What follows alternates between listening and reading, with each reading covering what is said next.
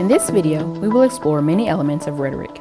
In order to understand how to evaluate and analyze text and craft your own effective text, we must first understand what rhetoric is and many of its elements. First, what is rhetoric? At its basic core, rhetoric is the art of persuasion, but it goes much deeper than that. It is the art of writing and speaking effectively. It is the power to persuade with language. It can be the ability to manipulate others into thinking or acting a certain way. When we rhetorically analyze, we pick apart the minute details of a text, image, or artifact to assess its effectiveness in parts and as a whole. We use the following terms and elements to rhetorically analyze.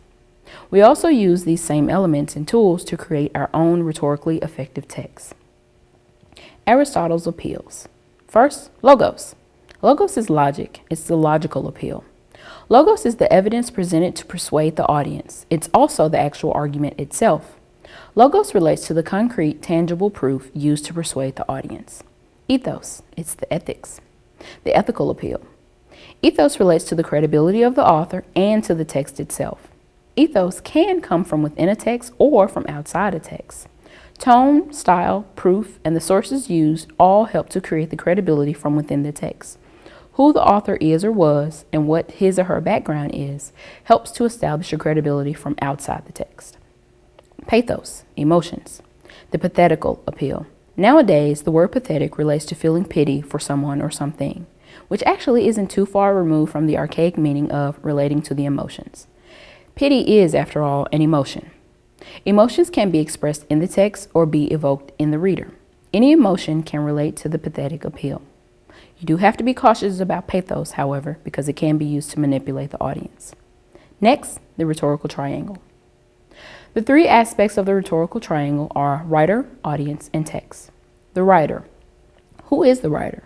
What is his or her background? What's his or her authority or credibility over this topic?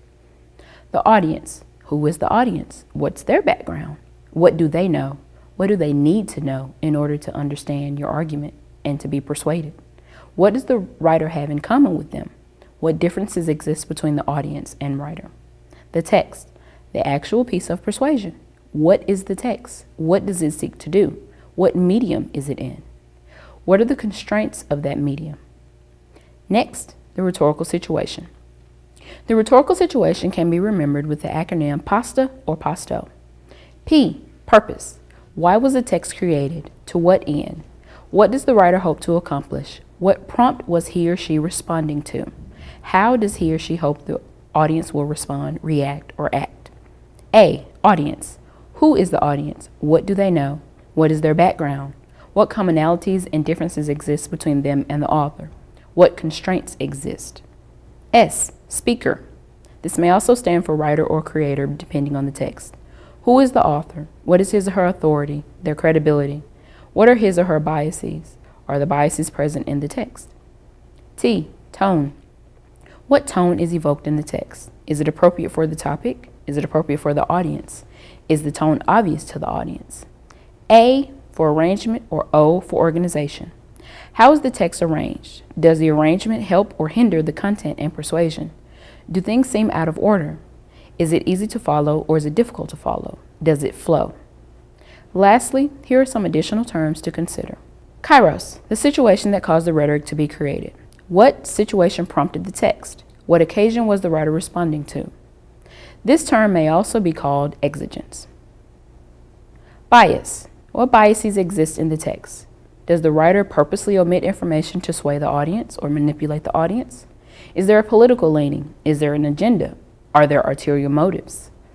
Does the writer promote his or her agenda to the exclusion of other ideas? Does the text seem to be tunnel visioned? Constraints. What background does the audience or writer have that might affect how they see the world?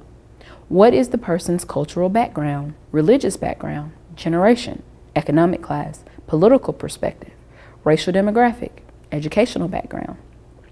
What constraints affect the medium or the message? What limitations were placed on the medium or the message that might affect its effectiveness?